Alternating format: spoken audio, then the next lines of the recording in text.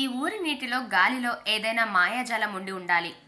లేకపోతే కేవలం 75 ఇళ్లున్న గ్రామంలో 51 మందికి పైగా ఐఏఎస్ ఐపీఎస్ అధికారులు ఎలా ఉంటారు?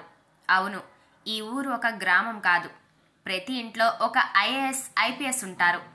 కాబట్టి దీనిని ఐఏఎస్ ఫ్యాక్టరీ అని పిలుస్తారు. అందుకే ఈ చిన్న గ్రామం సర్వత్రా చర్చనీయాంశంగా మారింది. ఐఏఎస్ ఐపీఎస్ అధికారులు కావాలంటే యూపీఎస్సీ పరీక్షలో విజయం సాధించాలి. కానీ ఈ పోటీ పరీక్షల్లో ఉత్తీర్ణత సాధించడం అంత సులువైనది కాదు. అదొక పెద్ద భయంకరమైన యజ్ఞం. చాలామంది విద్యార్థులు ఈ యూపీఎస్సీ పరీక్షలను ఛేదించడానికి సంవత్సరాల తరబడి కష్టపడుతుంటారు. ఆ తర్వాత కూడా చాలామంది కోరుకున్న ర్యాంకును సాధించడంలో సక్సెస్ కాలేకపోతుంటారు. దాంతో అందివచ్చిన ఏదో ఒక అవకాశాన్ని అందుకుని లైఫ్లో సెటిల్ అవుతుంటారు. కానీ ఒక ఊరిలో మాత్రం ఇంటికో ఐఏఎస్ ఐపీఎస్ అధికారి ఉన్నారు. ఇది కేవలం 75 ఇండ్లు మాత్రమే ఉన్న ఈ గ్రామంలో 51 మందికి పైగా ఐఏఎస్ ఐపీఎస్ అధికారులు ఉన్నారు. అది ఏ ఊరో ఇప్పుడు తెలుసుకుందాం. ఉత్తరప్రదేశ్లోని జౌన్పూర్ జిల్లాలోని మాధోపట్టి అనే గ్రామం ఇప్పటి వరకు దాదాపు 51 మంది ఐఏఎస్ ఐపీఎస్ అధికారులను తయారు చేసింది. యూపీ రాజధాని లక్నో నుండి 300 కిలోమీటర్ల దూరంలో ఉన్న ఈ మాధోపట్టి గ్రామం దేశానికి అత్యధిక ఐఏఎస్ ఐపీఎస్లను అందించింది.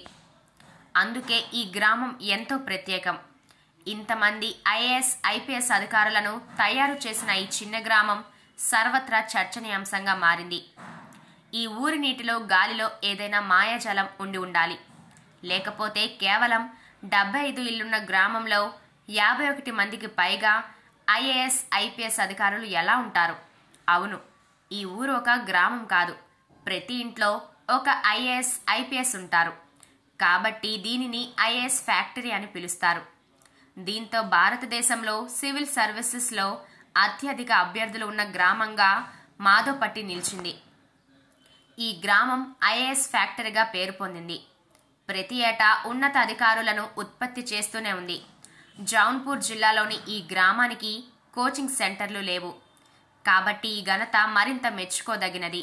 ఇక స్థానిక పండుగల సమయంలో ఈ ఊరికి వచ్చే రోడ్లని ఎరుపు నీలం లైట్లతో వచ్చే కార్లతో రద్దీగా మారుతుంటాయి. మాధోపట్టి గ్రామం విద్యకు కేంద్రంగా నిలుస్తుంది. ఈ గ్రామం నుండి వచ్చిన చాలా మంది అధికారులు అంతరిక్షం, అణుపరిశోధన, న్యాయ సేవలు, బ్యాంకింగ్లో ఉన్నత స్థాయి వృత్తుల్లో స్థిరపడి ఉన్నారు. వినయ్ కుమార్ సింగ్, ఛత్రపాల్ సింగ్, అజయ్ కుమార్ సింగ్, శశికాంత్ సింగ్ అనే 4 ఐఏఎస్ తోబుట్టువులకు ఈ గ్రామం ప్రసిద్ధి చెందింది. ఈ గ్రామ సాహసానికి కూడా నెలవు. చరిత్ర కోసం వెనక్కి తిరిగి చూస్తే స్వతంత్ర సమరయోధుడు ఠాకూర్ భగవతి దిన్ సింగ్, అతని భార్య శ్యామరాతి సింగ్ 1917లో గ్రామంలో పిల్లలను చదివించడం ప్రారంభించారని చెబుతారు. మొదట్లో శ్యామరాతి అమ్మాయిలకు పాఠాలు నేర్పించడం ప్రారంభించింది. తర్వాత అబ్బాయిలకు కూడా నేర్పించడం మొదలుపెట్టింది. సంవత్సరాల క్రితం నాటిన అభ్యాస స్ఫూర్తి ఈ గ్రామ ప్రజల జీవన శైలిలో కలిసిపోయి నేటికి కొనసాగుతూ వస్తుందని గ్రామస్తులు చెబుతారు.